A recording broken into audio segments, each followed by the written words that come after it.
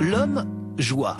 Non, ce n'est pas son surnom, mais bien le titre du nouveau livre de Christian Bobin qui paraît aux éditions L'Iconoclaste. Depuis 45 ans, ce poète et écrivain natif du Creusot, où il vit toujours, a publié une cinquantaine d'ouvrages. Et quand il parle de joie, la foi n'est jamais très loin. En 1993, il consacre un livre à saint François d'Assise intitulé Le Trébat. 3 ans plus tard, paraît La plus que vive, un très beau texte adressé à sa compagne, morte d'une rupture d'anévrisme à l'âge de 44 ans. Christian Bobin dit passer sa vie dans les livres, loin du monde. Il a d'ailleurs consacré un texte à Emily Dickinson, la poétesse qui vécut en recluse et qu'il considère comme une sœur d'écriture. Comment ça va, Alexandre Jolien? Il y a eu pire. Oui, très bien. Si je vous pose cette question simple, Alexandre Jolien, comment ça va, ici et maintenant? Eh bien, c'est tout simplement parce que vous invitez, dans votre nouveau livre, ce petit traité de l'abandon, vous invitez à trouver le bonheur ou la joie, ici et maintenant, et pas demain ou ailleurs, ce qui arrange bien certains. Est-ce que vous avez eu un moment de joie et de bonheur déjà aujourd'hui? Oui, c'est fait ça, c'est bon. C'est C'est fait. derrière moi. Mais la question du comment ça va me rappelle plutôt l'Institut pour personnes handicapées dans lequel j'ai vécu pendant 17 ans. C'était tout sauf une banalité. Je me souviens, il y avait un copain qui était entièrement paralysé et c'était la première fois qu'il disait ça va à quelqu'un et il s'était arraché de très très loin. Et depuis, la question sonne comme un émerveillement. Je suis étonné que ça soit encore une banalité de dire ça va à quelqu'un, on n'écoute pas la réponse et on passe à autre chose. Alors, je vais vous reposer la question, pas banale. Daniel Cohen, ça va? Ça va. Je suis très heureux d'être là. On écoute Merci de votre réponse. invitation. Non, je suis très heureux. C'est un grand bonheur pour moi d'être avec ces 2 écrivains que j'ai pu lire pour cette émission. Et je suis très heureux. Alors, votre regard va être très intéressant, un regard d'économiste sur la question. Et vous, Christian Bobin, est-ce que vous avez eu aujourd'hui votre moment d'émerveillement, de joie, de bonheur? Peut-être les 3. J'ai eu un grand plaisir à rencontrer Alexandre tout à l'heure.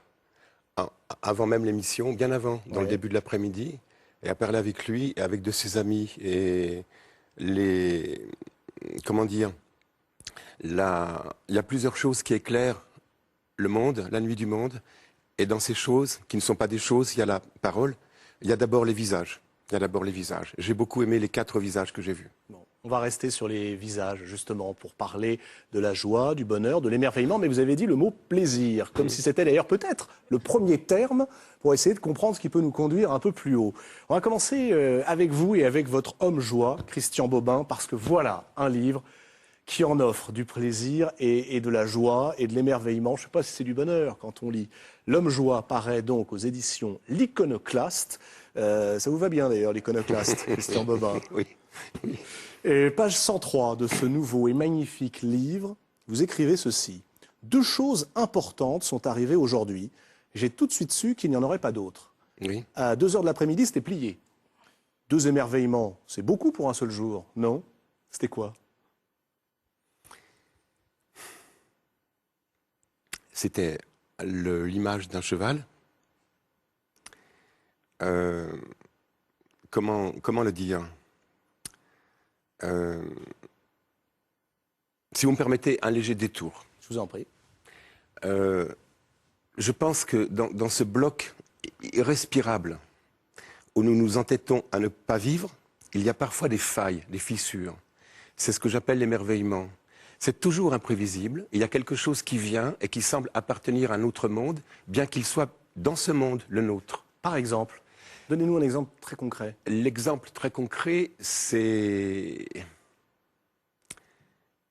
L'exemple très concret, j'ai entendu un jour une gitane accueillir son fils en disant, je ne suis même pas sûr que c'était son fils d'ailleurs, ce qui sera encore plus fort, mais en disant à voix très forte, « Mon enfant, que Dieu me donne toutes tes maladies. » C'est-à-dire, elle voulait prendre sur elle, par empathie, par une sorte de cristal de l'amour, elle prenait toutes les ombres de celui qu'elle accueillait.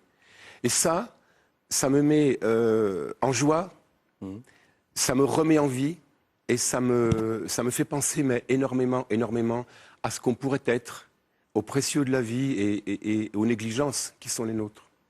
Vous parlez d'émerveillement, Christian Bobin, Oui. pas forcément de joie, pas forcément de bonheur. Quelle différence établissez-vous entre ces trois notions? Émerveillement, joie, bonheur. Ou est-ce la même chose? Mon Dieu. C'est pas si facile. Sur le bonheur, j'ai peut-être un léger problème. Ah bon? Mais que vous allez peut-être m'aider à régler ce soir. C'est sans doute un nom très beau, mais c'est... Comment dire ça? J'ai l'impression que Walt Disney a pris le truc. Vous voyez ce que je veux dire? On a été kidnappé par Walt Disney. Oui, sous toutes ses formes. Et que la gaieté dont on fait commerce aujourd'hui, qu'on nous impose, qu'on nous demande à tout prix, enfin pas à tout prix d'ailleurs, qu'on nous fait payer, cette gaieté marchande me semble être le contraire nous amène pas à un état heureux. L'émerveillement, c'est tout d'un coup la vitre cassée et l'air qui vient par la vitre cassée. C'est la fêlure, la faille, quelque chose qui arrive. Que ce soit il y a plusieurs thèmes qui courent dans ce livre. Il y a le thème du bleu, le bleu du ciel. Il y a le noir aussi de Soulages. Mais il y a le bleu du ciel. Et ce bleu, quand je l'ai vu un jour, il n'y a rien de plus banal et de plus pauvre. Mais il a rempli ma poitrine. Je devenais transparent. Je devenais pendant une seconde. Mais une seconde, ça suffit pour... si on est hors du temps une seconde, cette seconde, elle est éternelle. Cette seconde nous donne l'éternité. Ça, c'est l'émerveillement. Et la joie, c'est juste ce qui en suit. C'est ce qui en suit. Dire une sorte d'acceptation.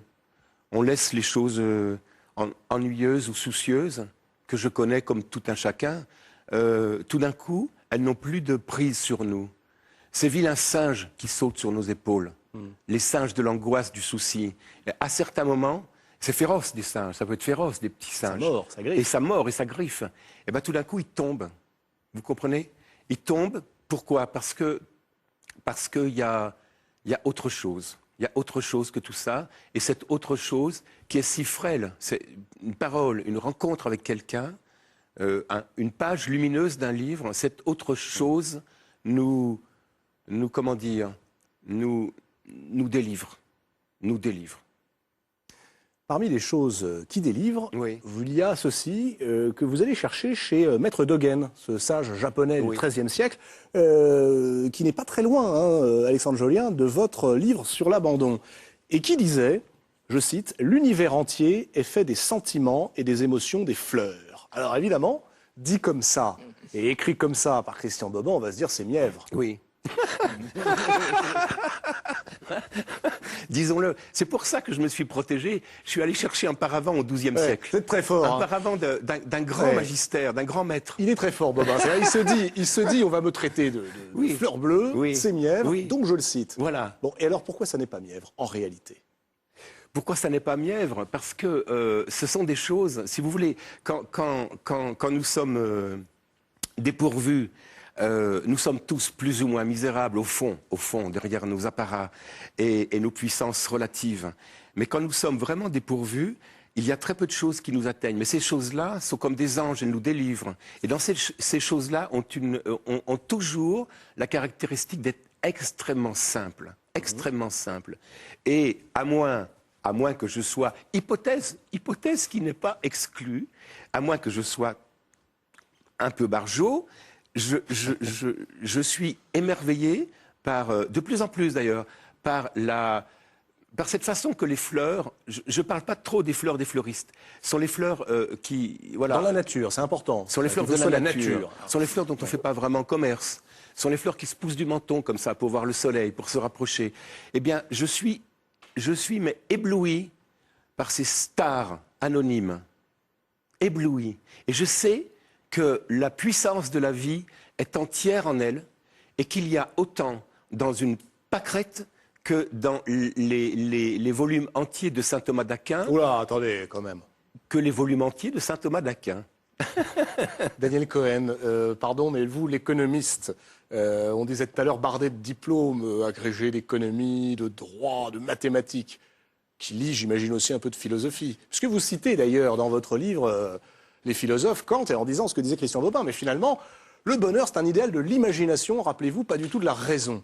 Est-ce que vous êtes d'accord? Est-ce qu'il y a plus dans la pâquerette que dans tous les livres que vous avez lus? Je peux pas dire le contraire. Ce que j'ai aimé dans ce livre, justement, c'est cette capacité d'émerveillement qu'on nous rappelle sans cesse. Et le passage qui m'a le plus touché, enfin, beaucoup m'ont touché, mais c'est quand vous parlez d'un, je sais plus, d'un ami ou d'un parent qui a la maladie d'Alzheimer, Oui. et vous dites qu'il ne retient que les choses essentielles.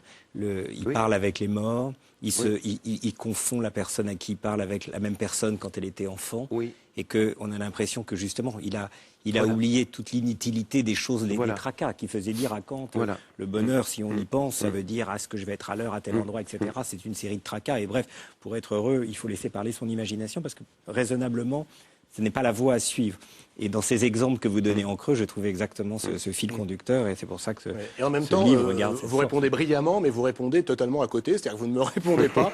Est-ce que vous donneriez toute la philosophie, toutes vos suis pas études philosophe, donc- Non, mais alors, Donc je peux attendez, le donner volontiers. Ce que je veux dire, c'est que je peux le donner volontiers. pour Donner- une pâquerette. Oui, sans doute. Allez. Je n'ai pas de...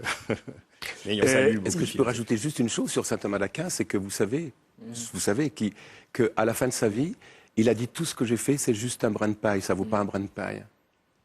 Donc c'est, vous voyez, Il y a dans ce livre des pages fabuleuses sur la lecture. Et alors là, je voudrais que tous les enseignants, tous les parents qui nous regardent prennent ce livre, page 98, et fassent lire ça aux enfants, aux jeunes notamment, qui se demandent comment se mettre à la lecture. Christian Bobin vient de lire un livre, en l'occurrence un livre de Conrad. Écoutez bien. C'est bien? Je ne sais pas répondre à ta question. Un livre est voyant où il n'est rien. Son travail est d'allumer la lumière dans les palais de nos cerveaux déserts. C'est pas mal ça. Est-ce que ça veut dire, Christian Bobin, Daniel Cohen, qu'en réalité, la voie d'accès à l'émerveillement, à la joie, au bonheur, c'est peut-être justement d'arrêter de penser en termes de bien, mal, c'est bon ou c'est mauvais? C'est ça que ça veut dire? je pense, entre autres, je pense, oui. Et c'est accéder à quelque chose qui échappe à nos pesanteurs morales. C'est, comment dire, c'est le livre de Conrad, comment dire, je vois, ce que j'attends d'un livre, c'est une présence humaine qui monte du livre. Au fond, comme dirait Montaigne, que le livre soit l'homme, ni plus ni moins. Et j'ai ressenti longtemps après sa mort, évidemment, des dizaines d'années après sa mort, j'ai réentendu battre le cœur de Conrad. Ça m'a fait ça il n'y a pas très longtemps avec un livre de Jean-Marie Kerviche, qui est un gitan, et qui vit de peu, et qui est comme un crachat du soleil. Son livre est comme un crachat du soleil. Ça me fait ça avec certains livres. Ils deviennent une expérience, non pas, même plus mentale, ou même, en tout cas plus intellectuelle, plus cérébrale. Ils deviennent comme une sorte d'insurrection de présence, voyez, comme une sorte d'insurrection de présence. Si on savait ça, les libraires seraient harcelés jour et nuit. Jour et nuit. Si on savait ça, tout le monde dirait. Oui. Ben voilà, maintenant Oui. vous le savez, Oui. vous n'avez plus Oui. d'excuses. Allez-y. Il y a une autre phrase très belle qui montre que Christian Bobin a beaucoup le sens de l'humour aussi. Ceci, j'ai lu plus de livres qu'un alcoolique boit de bouteille. Oui. Ouais. On comprend, hein.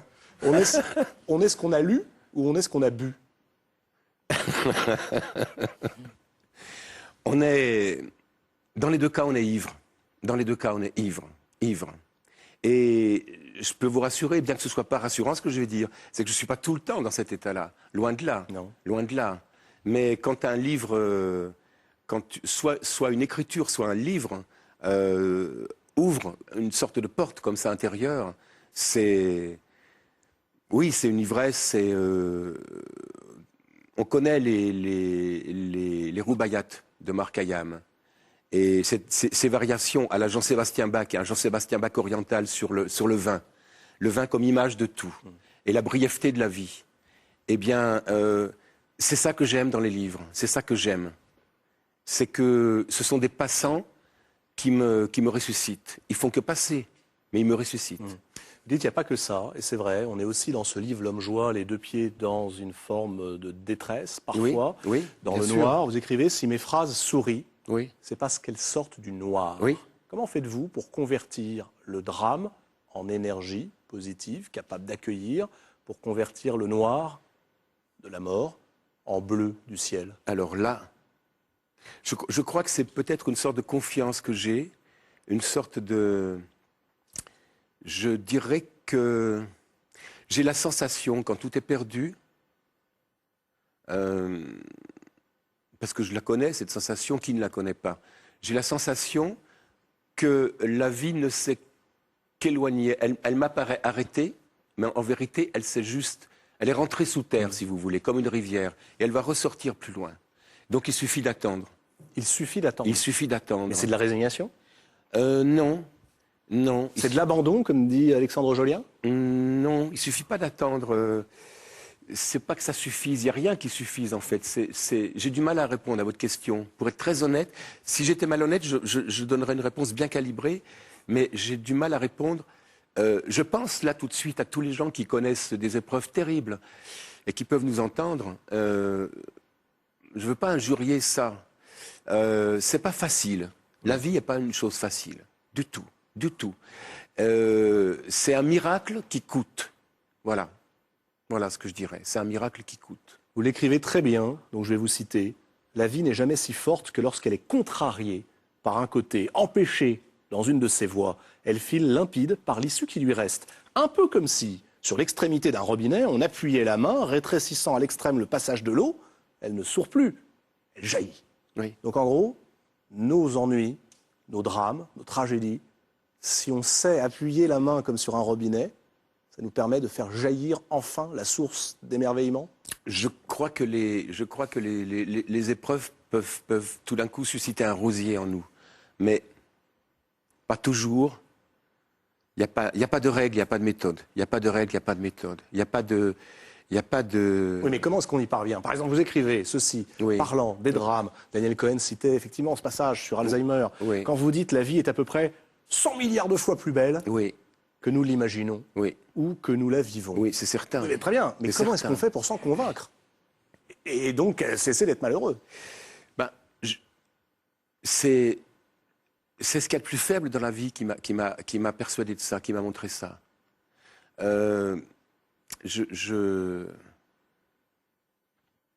C'est mon père qui avait cette maladie-là. Et je me souviens, quand je l'ai vu dans l'établissement où il était, vous pouvez imaginer les visages qui se trouvent dans ces établissements. Et je pense que, pour moi, ce sont des chefs-d'œuvre inédits de Rembrandt. C'est-à-dire, c'est la personne, dans ce qu'elle a de plus haut. C'est terrible d'ailleurs de les maltraiter, de les traiter juste avec de l'efficacité de soins techniques, juste comme ça. C'est terrible parce qu'on devrait les révérer. Celui que l'ange de la disgrâce a touché de son épée devrait être sacré pour nous, devrait être sacré.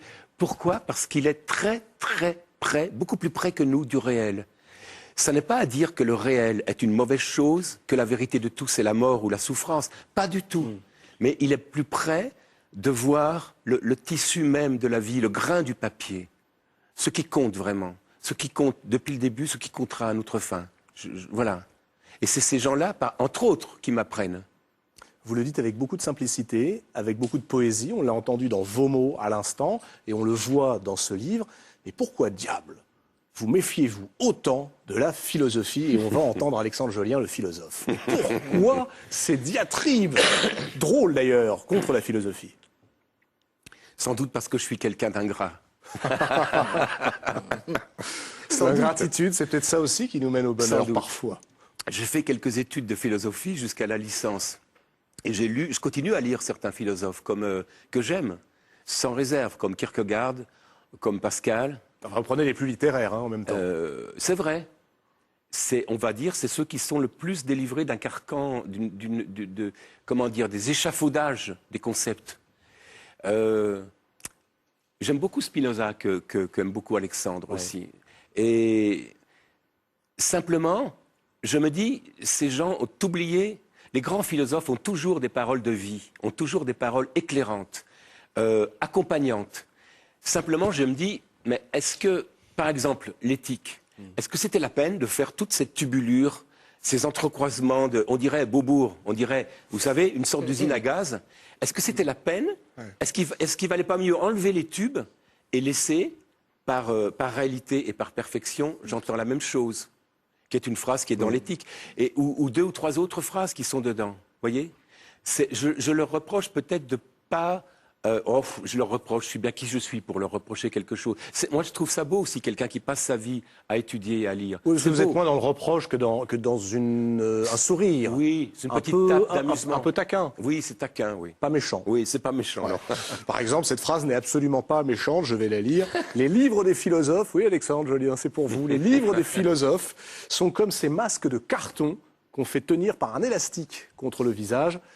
Dessous le carton, on manque d'air. Tout Christian Bobin. L'homme joie, formidable livre de Bobin. Il y a notamment des pages exceptionnelles sur le noir de Soulages. Alors, si vous voulez comprendre le noir de Soulages, lisez 6 pages et tout y est. C'est aux éditions L'Iconoclaste. Comment faire beaucoup avec très peu de choses et très peu de mots. Merci beaucoup, Christian Bobin.